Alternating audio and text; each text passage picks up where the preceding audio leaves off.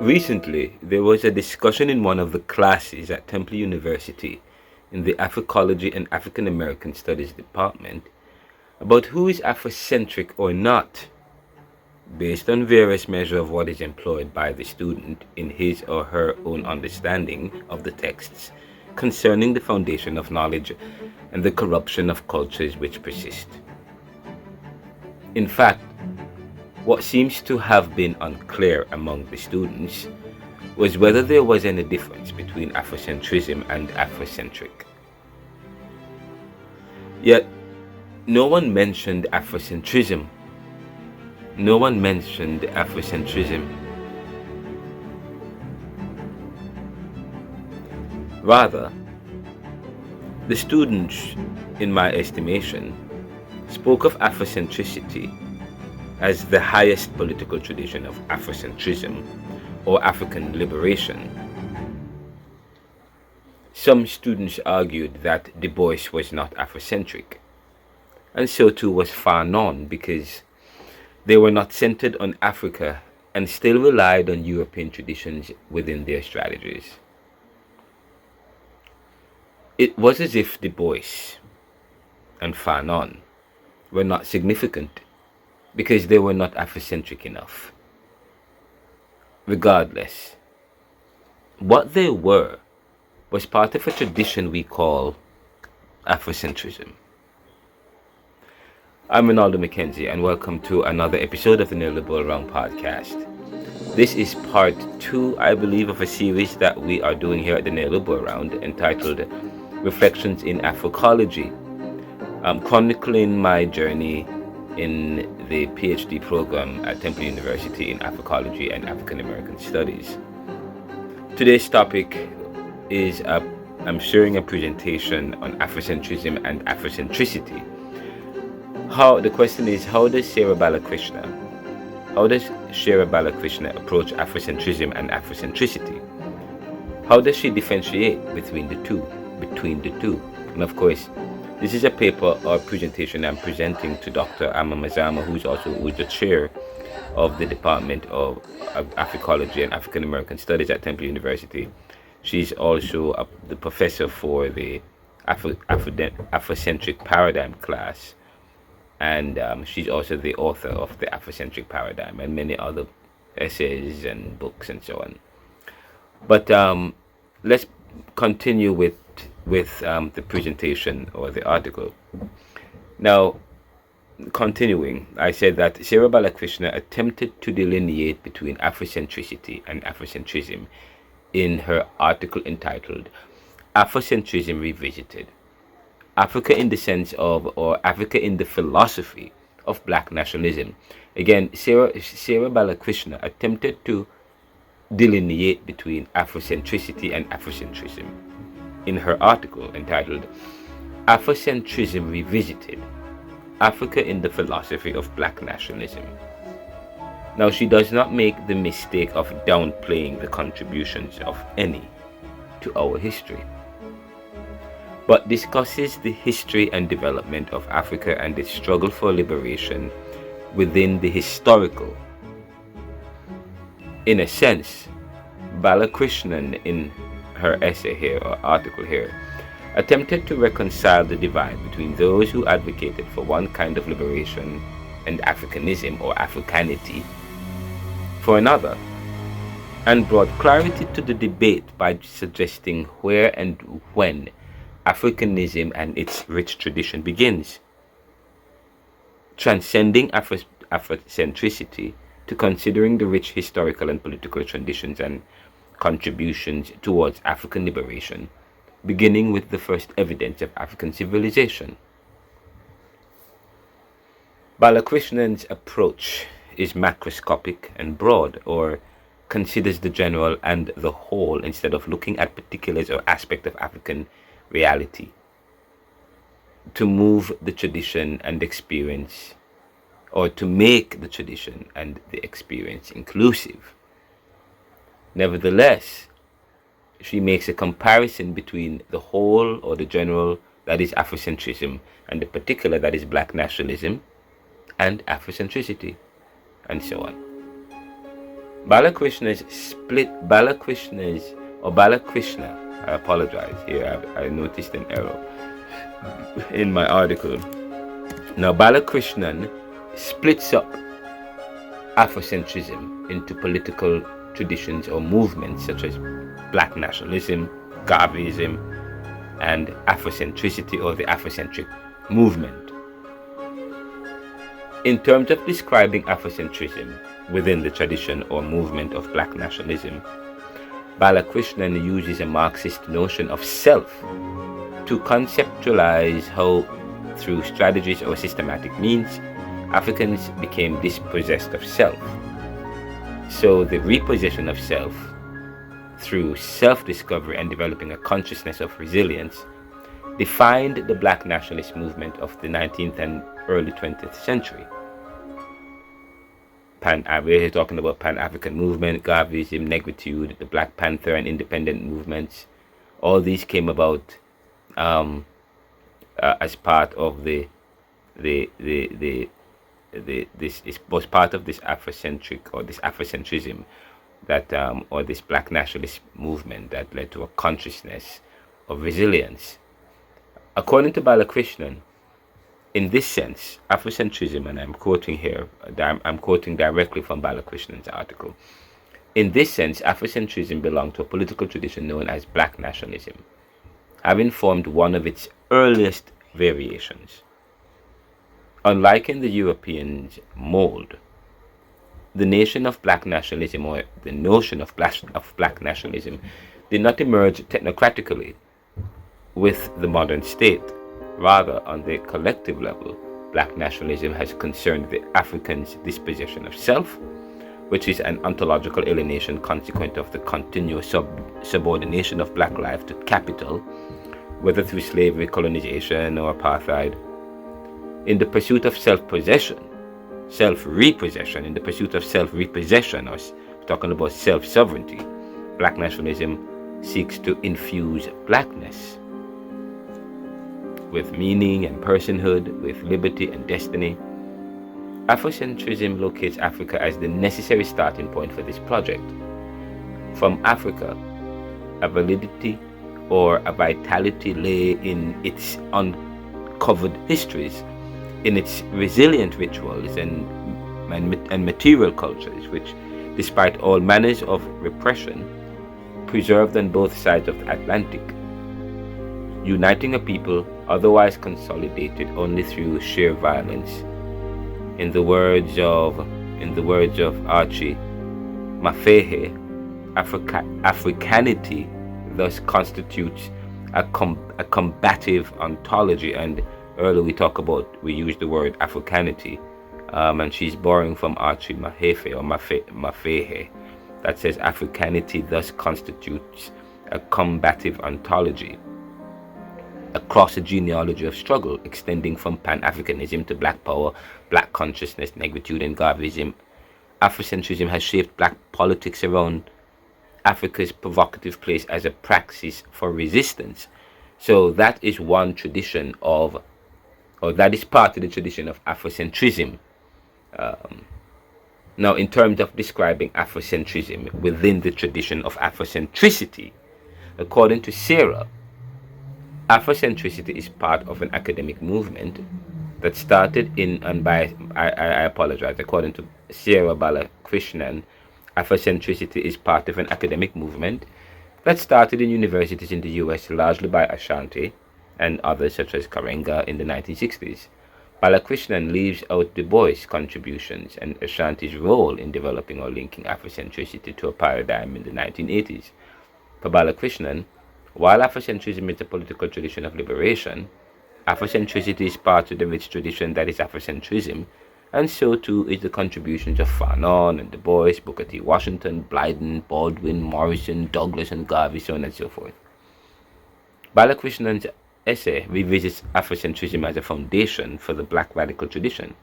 It argues that Afrocentrism presupposed the relationship between Blackness and Africa to be the central problem for emancipatory thought. End of quote. Now, it is this thread that has largely been debated among Black African nationalism and nationalists and scholars. The argument surrounding what constitutes African values, such as should black men marry white women?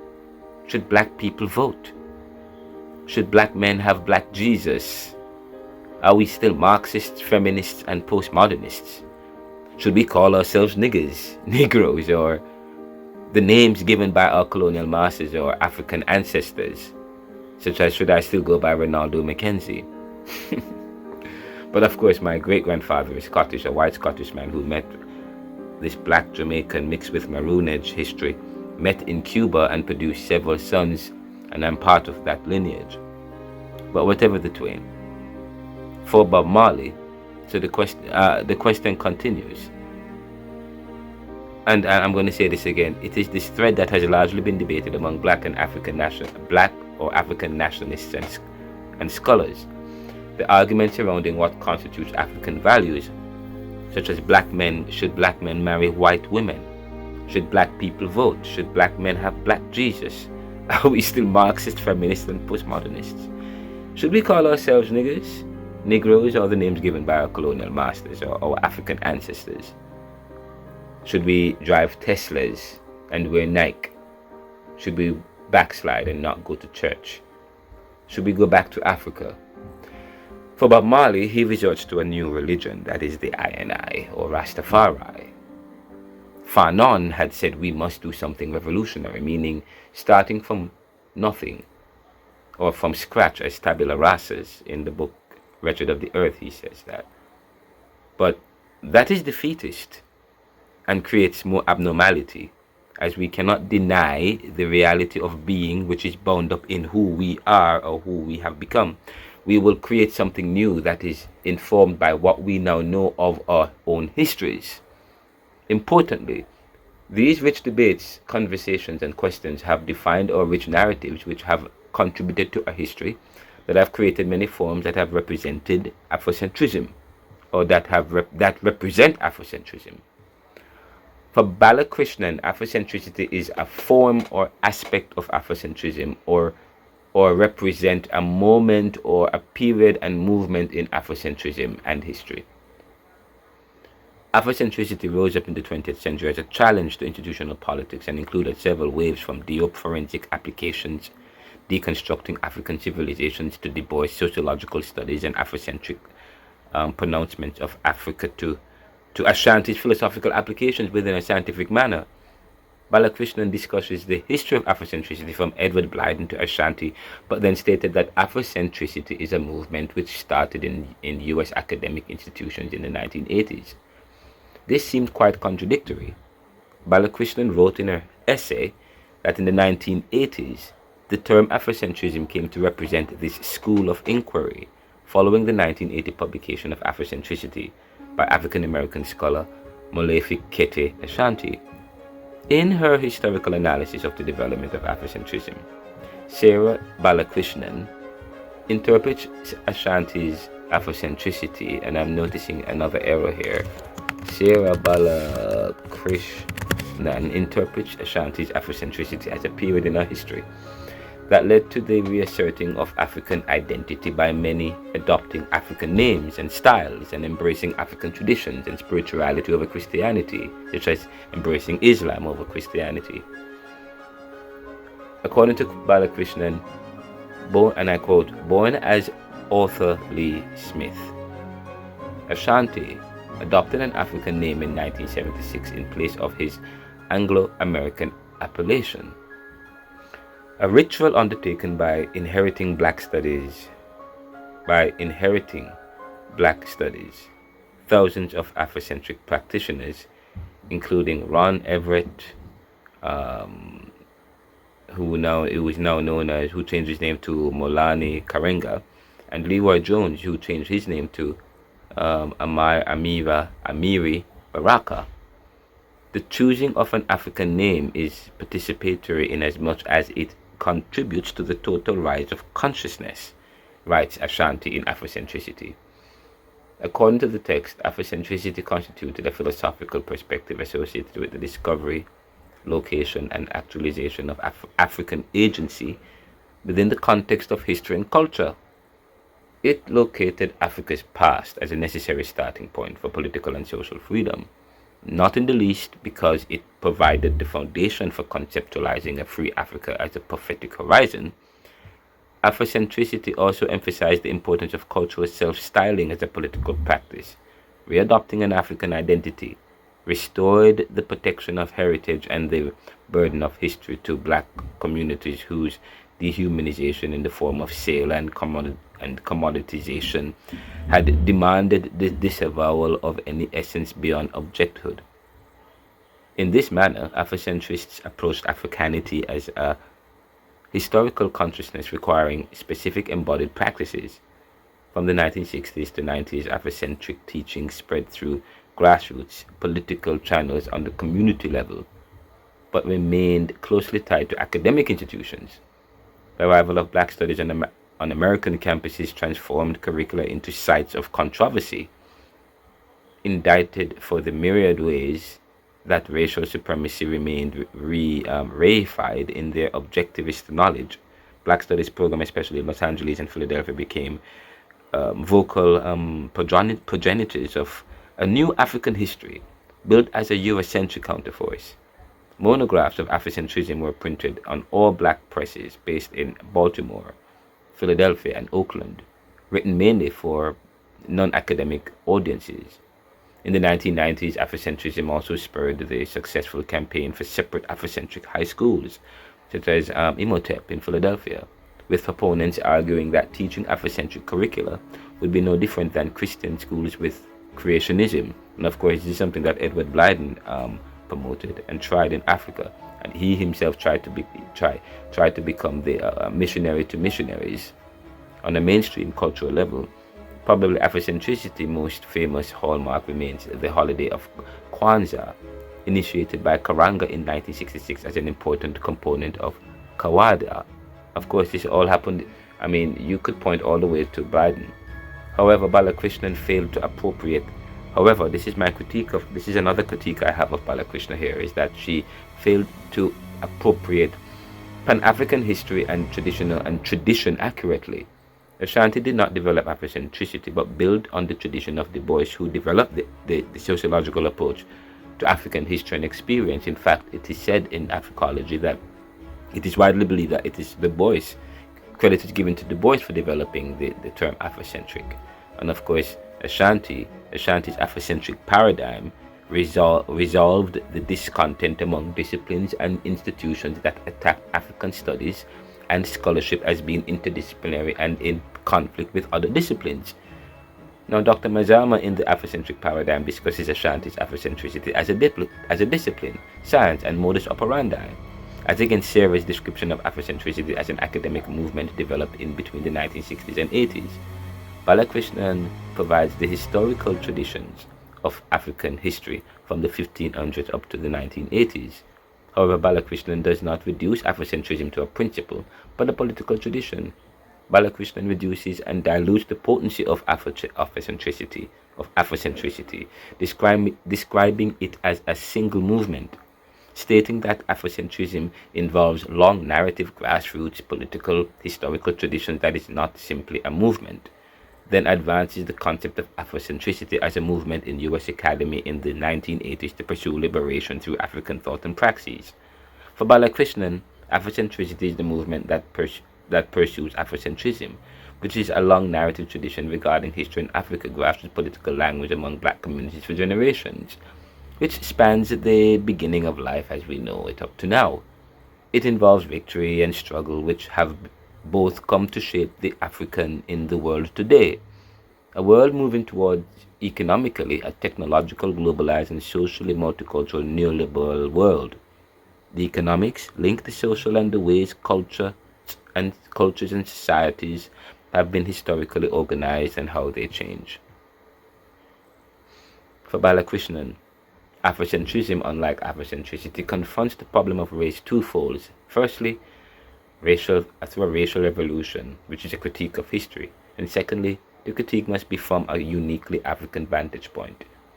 Balakrishnan analyzes how Afrocentricity helps to support the second. The movement has created the discipline of Africology focusing on Afrocentricity, but within a paradigm that helps to develop the African vantage point. Afrocentricity centers the African experience, but the paradigm which Shara stopped short of discussing in her description of Afrocentricity goes further, which is why we needed Dr. Mazama to provide an analysis of the Afrocentric paradigm in the Afrocentric paradigm, which has given rise to one principle that can never be questioned by any person claiming to be Afrocentric. The Afrocentrist will not question the idea of the centrality of African ideals and values, but will argue over what constitute those ideals and values. Example, in the Afrocentric paradigm, Shanti dismisses feminism as non-Afrocentric and rejects concept and movement, rejects the concept and movement, the concept and the movement as non-African or not Afrocentric. For Ashanti, feminism opposes and goes against the very idea of the African culture and tradition to embrace masculinity and feminism. But for Shanti, the feminist promotes women and rejects men. But this is not true. What many Afrocentrists have done in this regard is to take the most radical and extreme aspect of a concept to dismiss it. Yet they are quick to say that the best parts of Western civilization were influenced by ancient Africa. Now, while this is undeniable, one must not become too myopic when viewing the world. Feminism and Marxism also had aspects of its teachings that were ripe for the liberation fighters. It confronted and challenged the status quo, which was the pulse that helped to give rise to little freedoms we were able to muster up and live, while working to carve out a future for our children and our grandchildren. Today, Shara Balakrishnan discusses a new tradition within Afrocentrism called Afropolitanism, marking the end of black nationalism and Afrocentricity. Shara Balakrishnan is an Indian-Canadian academic who obtained her PhD from Harvard University and is professor at Duke. Balakrishnan was influenced by Homi Bhabha, who helped to influence the concept of cosmopolitanism explained in Bhabha's Location of Culture, where the African becomes a multicultural and transcending subject in the world with hybrid cultures and identity, but a center that remains African. According to Balakrishnan, and of course, Afropolitanism is an extension of cosmopolitanism, because cosmopolitanism is really looking at the Caribbean subject or the Indian subject or the post-colonial subject who now lives in the post-colonial subject who was formerly colonized, who now finds him or herself, the subaltern subject who now finds him or herself in the post-industrial, while of course the term Afropolitanism is more linked to Africa. Now, according to Balakrishnan, many of my earliest papers focused on a new political current transforming African cultural and literary studies today. This is the concept of Afropolitanism, a term coined by both the African diaspora author Tai Selassie and the Cameroonian philosopher Ekele Emembe. Emembe. She goes on to say that Afropolitanism refers to a way of being African in the world, of being African and cosmopolitan, and of observing African cultures themselves as hybridities formed from many different influences and roots. In the Afropolitan idea, I further elaborated on the long tradition of thinking about cosmopolitanism in Africa. Another essay, Afropolitanism and the End of Black Nationalism, published by Routledge, contained more reflections on the meaning of Afropolitanism in relation to Africa's relation with the African diaspora and some of the radical implications of this current of thought. Shara Balakrishnan does not even bother to mention the Afrocentric paradigm in her analysis of the tradition, and seems to have misunderstood the concept of Afrocentricity. Even in this new Afropolitanism, one must be careful that it is not an accommodationist position to continue to accept a culture that continues to discredit Africa and the peoples from Africa. Even within multiculturalism and Afropolitanism, there is the tendency to promote a fictional form of Afro or African for one that gives way to Western or European concept of the Afro aspect of the Afropolitan. one must still develop a consciousness of victory over one of oppression within any construct that attempts to create or recreate the transcended human being. Any hybrid being suggests a compilation of aspects where the African part is diffused and digested into a refurbished whiteness or African Americanness that continues to represent an essential aspect of a subject's being. Therefore, Shara Balakrishnan has done an academic injustice to the concept of Afrocentrism, diluting it to various traditions and periods, and even leaving out important aspects of the tradition, such as the Afrocentric paradigm. This lack has provided a conclusion and invention, leading to what we now know as Afropolitanism. That ends the reflection today, part 2 of my reflection and my journey. If you have any questions, any concerns, or feedback, please send me an email. My email at Temple University is renaldo.mckenzie@temple.edu. Georgetown University is at rcm118@georgetown.edu, or you can send me an email at info@neoliberal.com or renaldocmckenzie@gmail.com. Please give me a call at 445-260-9198. What good?